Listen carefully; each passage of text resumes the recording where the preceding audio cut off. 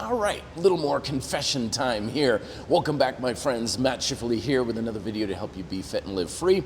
And today we're talking about how isometric deadlifts can really help you level up and transcend the strength you may get from classic barbell dynamic deadlifts. Now, truth be told, I've always had a really hard time with any kind of barbell work. The barbell and I have never been good lift mates. It's always just beat me up, hurt my joints, killed my nervous system, and never was very effective for me despite a lack of trying. For several years before the calisthenics hit my programming, the barbell deadlift and bench and squats and stuff were daily staples for many years. I attended seminars, I was getting coaching, I had all of the things trying to figure out why does everybody else get so much out of barbell work and I'm always left with practically nothing for my efforts except for a whole lot of stress and negative consequences. And so eventually I just figured, well, I guess barbell work's not really for me, it's not really for my body type, but that all changed when I started to get into isometric training. See, as great as all dynamic exercise is, every type of exercise we do, including the barbell deadlift, has its pros and its cons. And isometrics goes a long way at amplifying a lot of the things that can be holding you back. The first of which is the fact that when we are in a classic deadlift position, we have a little bit of a mechanical catch-22 going on. The first of which is when you get down low and you're about to pick a bar up off the ground, a lot of the key driving muscles in your posterior chain, namely your glutes and your hamstrings, are in a stretched and elongated position. And that's fine as long as you can create the tension in the muscles when the muscles are elongated. Because always remember that exercises don't make your muscles engage. That's the job of your nervous system. And in many cases, myself included, folks have trouble engaging and properly contracting a muscle when it's stretched, and even if they do contract it, it's not nearly to the degree they need in order to have the proper support for their joints. Couple that with the fact that when we get into the bottom of a deadlift position, we also have the mechanical leverage against our posterior chain at a very high point. So you got a lot of resistance and force against the body with potentially relatively little supportive tension in the muscle, which is not a good recipe for safe and effective training. With isometrics, you have as much resistance as you want at every single conceivable angle. So if you have trouble engaging your glutes and your hamstrings, which you should feel them contracting very hard at a certain angle, you can just simply lift yourself up a little bit to a higher, more obtuse angle in your hips, so you can get more of that supportive tension in, but you're not sacrificing the resistance like you would with a classic, just a barbell hold, where you have some resistance against your posterior chain, but it's much more at the bottom. Now, the second big advantage of isometrics for helping you build a very strong and robust body is it highlights weaknesses and imbalances.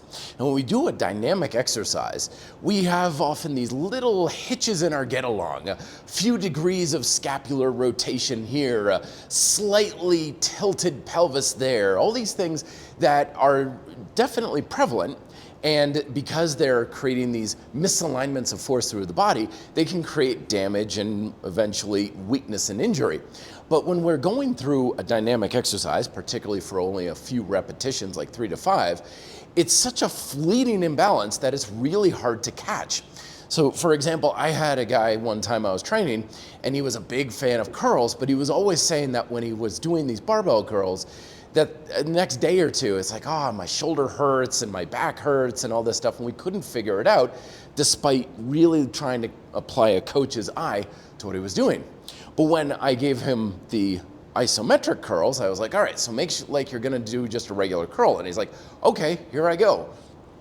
And he did this, and he was twisting himself up into a pretzel, and we were both like, whoa, holy smokes, because all of these little tiny imbalances and habitual compensation patterns that he had with his dynamic stuff that were so hard to catch just became huge and extremely obvious.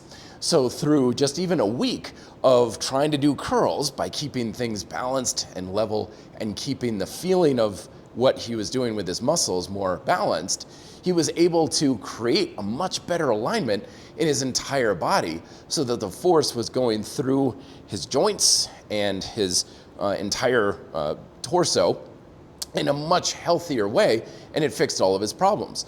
And the same exact thing happens with the deadlifts. Is the second I applied isometric force, I was aware of how much I was twisting and moving and torquing and having all of these little imbalances that were creating problems in the dynamic version that were so hard to spot otherwise. But that brings me up to point number 3, which is that isometrics allow you to effectively work your muscles without having too much of an ego attachment to how much weight is on the bar or how many repetitions you're doing. This is because when we're correcting all of these little imbalances or becoming more acutely aware of compensatory patterns that are compromising the safety and effectiveness of the exercise, you're probably going to find that you're better off training with a much, much lighter load of resistance. And the deadlift especially is one of those siren call exercises that's always going to you, you can lift more, you can lift more, more. And that's what I fell into, of I can always put a few more pounds on the bar. And I thought, well, as long as I'm lifting more, that means I'm getting stronger.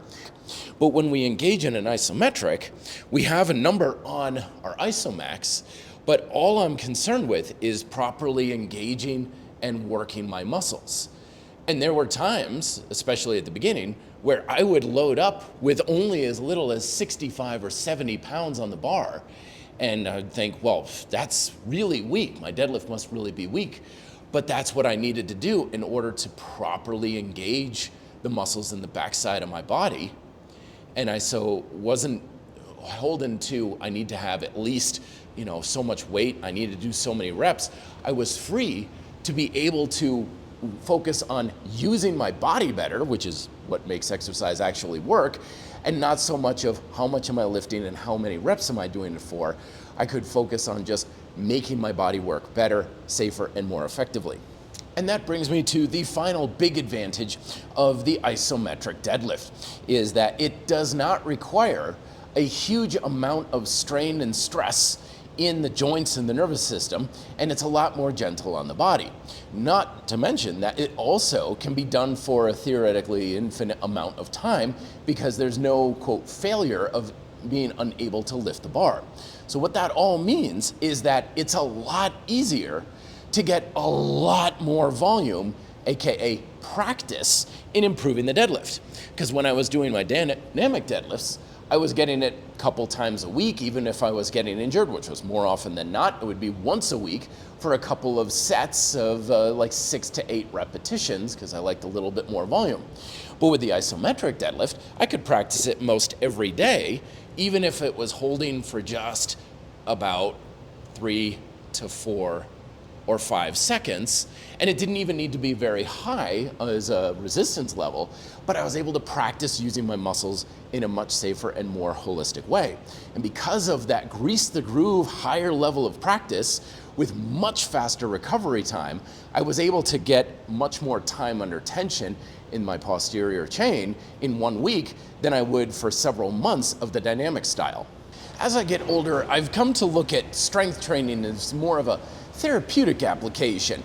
It's not necessarily something I'm trying to just thrash and bash and trash my muscles with and leave myself into a quivering pool of blood, sweat, and tears at the end of every workout. Now, strength training is particularly about making my body feel good, making it more resilient, and of course, building muscle and strength at the same time. And isometrics is fantastic as a way to level up whatever dynamic training you're doing, whether it's with the barbell, machines, calisthenics, band works, and any other type of dynamic training that you're doing. So if the bar work, or if there's any particular muscle group that has long been giving you issues, give the isometric version of that a try, and I bet it's going to be very enlightening and a great way to amplify you above all of the challenges you've been facing to bring it to new heights in that exercise. Thank you very much for watching. Be fit and live free.